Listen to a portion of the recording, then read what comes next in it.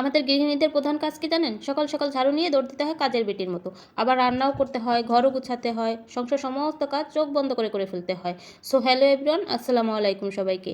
আশা রাখছি আমার পুরো ভিডিওটি সবাই আমার পাশে থাকবে। সকালটা শুরু করেছি আজ রান্নাঘরে। সকালে ঘুম থেকে উঠতে অনেকটা দেরি হয়ে গেছে, আজ অনেক খিদাও লেগে গেছে। তাই ভাবলাম কি রান্না করি, হাতের কাছে যা পেয়েছি তাই আজকে রান্না করে খাবো। ফ্রিজ খুলে দেখতেছিলাম কি নেওয়া যায়, হাতের কাছে পেয়ে গেছে একটা সসেসটা নিয়ে নিলাম।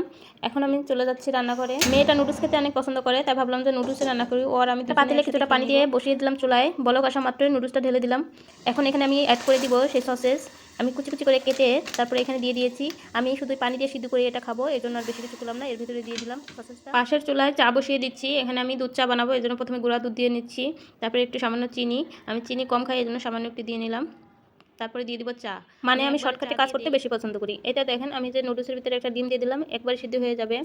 এখানে যে চা বলক উঠে গেছে, এখন এটাকে আমি এভাবে রেখে দিব কিছুক্ষণের জন্য। জাল হবে, জাল না হলে চা নুডলসটা হতে থাক। এই পাকে আমি আমার বাকি কাজগুলো একটু সেরে নিই। তো এখানে আমার কিছুটা থালা বাসন জমেছিল, এগুলো আমি একটু ধুয়ে নিলাম। এখন যখনের কাজ তখন করে নেওয়াই ভালো, আমার মনে হয় এটাই সবচেয়ে বেটার।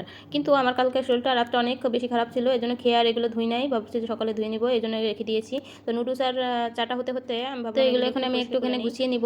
আর পরিষ্কার পরিচ্ছন্নতা হচ্ছে ইমানের অঙ্গ, এটা আপনারা সবাই হয়তো জানেন। এখানে এই জন্য সবসময় পরিষ্কার পরিচ্ছন্ন থাকা ভালো। এখন এই যে এগুলো আমি ধুয়ে রেখে দিলাম। এই পাকে আমার নুডলসটাও হয়ে গেছে, একটু ঢেলে নিলাম নুডলসটা। দেখেন কতটা সুন্দর দেখা যাচ্ছে। এরপরে যে চাও হয়ে গেছে, চাটাও ঢেলে নিলাম। এই তো এখন আমি আর আমার মেয়ে খাবো, মা মেয়ে দুজনে মিলে। সসেসের কথা না বললেই চলে, সসেসটা হচ্ছে ওর সবচেয়ে বেশি পছন্দের খাবার। তো কথা বলতে বলতে আমাদের খাওয়া শেষ। আমরা এক প্লেট নুডলস রান্না করেছি। আর এই যে আমি এখন পুরো ঘরটা গুছিয়ে নিব। প্রথমে আমি টেবিলটা গুছিয়ে নিচ্ছি। আগেই বলে রাখি এটা আমার নতুন বাসা, মাত্র কয়েকদিন হয়েছে আসছি আমরা। তেমন কোনো ফার্নিচার নেই বললেই চলে, ইনশাল্লাহ কোনো একদিন হবে। আপনারা দোয়া করবেন। এই তো এখানে আমি একটা তোষক দিয়ে সেখানে বসে আমরা টিভি দেখি। দিনের মধ্যে আমরা সোফা কিনবো, সেই ব্লগটা আপনাদের সাথে অবশ্যই শেয়ার করব। আমার মনে হয় সফলতা পেতে হলে অবশ্যই ধৈর্য ধরতে হবে, ধৈর্য না দিলে কখনোই সফলতা নিয়ে আসা যায় না। আপনাদের সাথে কথা বলতে বলতে আমি অন্য রুমটা গুছিয়ে নিচ্ছি। এখানে কথাগুলো প্রথমে ভাঁজ করে নিলাম। আমি চাইলে আরো সুন্দর করে রুমটা পরিষ্কার করতে পারতাম, গুছিয়ে নিতে পারতাম। তো আপনারা সবাই জানেন আমার ছোট্ট একটা বাচ্চা আছে, ওর জন্য গুছিয়ে রেখে কোনো লাভ নেই। শুধু শুধু আবার এসে দেখবো যে সে সারাদিনে আমার 6 থেকে 7 বার ঘর গুছাতে হয়। এই তো সারাদিন এই কাজগুলো করতে করতে আমার গুছাতেই হবে, কারণ আমি অগোছালো পছন্দ করি না। আর এখন ঘর গোছানো শেষ, এখন সব পুরো ঘরটা আমি ঝাড়ু দিয়ে নিব। আনাচে কানাচে সব জায়গায় আমি ঝাড়ু দিয়ে নেই। এই তো আমার ঘর গোছানো শেষ, এখন আমি ঝাড়ু দিয়ে নিব পুরো ঘরটা। আনাচে কানাচে সব ঝাড়ু দেই, আমি বাদ দেই না, সব জায়গায় সুন্দর করে ঝাড়ু দিয়ে নেই। আচ্ছা একটা কথা, এই যে আমি ক্যামেরার সামনে আসি, বাসায় যেভাবে থাকি সেভাবে চলে আসি, সেজেগুজে আসি না। এখন অনেকেই বলতে পারে কাজের মহিলাদের মতো চলে আসছি। এখন আমার কথা হচ্ছে আমি সেজেগুজে কেন আসবো? বাসায় যেভাবে থাকি সেভাবে ভিডিও করব। বাসার কাজগুলো করতে করতে নিজের যত্ন নেওয়ার সময় পাই না, আর আসছে সাজুগুজু তো পড়ে থাক। আমি যেহেতু আমি প্রতিদিনের ভিডিওগুলো তোমাদের সাথে শেয়ার করি। কিছু কিছু লোক কমেন্টে এসে বলবে কাজের মেয়ে নাকি? হ্যাঁ ভাই বোনেরা, কাজের মেয়েই তো। বাসায় সমস্ত কাজ করি, বাচ্চা সামলাই, সংসার সামলাই, কাজের মেয়ে ছাড়া আর কি। তবে কাজের মেয়েদের থেকে একটু আলাদা, তারা বেতন নিয়ে কাজ করে আর আমি বেতন ছাড়া কাজ করি, মানে ফ্রিতে কাজ করি। আর সবচেয়ে বড় কথা হলো কি, যে এটা আমার সংসার, আমার ছোট্ট একটি সংসার, পরিষ্কার পরিচ্ছন্ন রাখতে আমি খুব বেশি ভালোবাসি। আচ্ছা, একজনের কাজকর্ম, একজনের ভিডিও যে সবার ভালো লাগবে এমন কিছু না। আমার ভিডিও ভালো না লাগলে এড়িয়ে যাবেন। আমি তো আপনাদের হাতে পায়ে ধরিনি যে আমার ভিডিও দেখেন।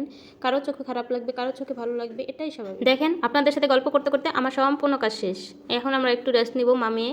এই যে জানালাটা খুলে এখন একটু বাইরের ভিউটা দেখবো।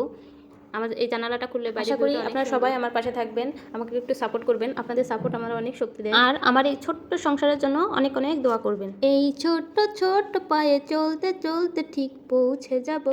আপনারা পাশে থাকলে আর আপনাদের ভালোবাসার দোয়া আর আল্লাহ আমার সাথে থাকলে ইনশাল্লাহ আমি একদিন অনেক দূর এগিয়ে যেতে পারবো, আশাই ভরসা ইনশাল্লাহ। আর এতক্ষণ যারা আমার পাশে থেকে আমার পুরো ভিডিওটি দেখলেন, অবশ্যই একটা কমেন্ট করে দেবেন যে আমার ভিডিওটা কেমন লাগলো। আর ভিডিওটি যদি ভালো লেগে থাকে অবশ্যই একটা লাইক কমেন্ট শেয়ার করে দিবেন। আমার পেজটি অবশ্যই ফলো দিয়ে রাখবেন, তাহলে আমি নতুন ভিডিও দেওয়ার সাথে সাথে নোটিফিকেশন সবার আগে আপনি পেয়ে যাবেন। আজকের ভিডিও এই পর্যন্তই। সবাই ভালো থাকবেন, সুস্থ থাকবেন আর আমাদের জন্য অনেক অনেক দোয়া করবেন। আল্লাহ হাফেজ সবাইকে।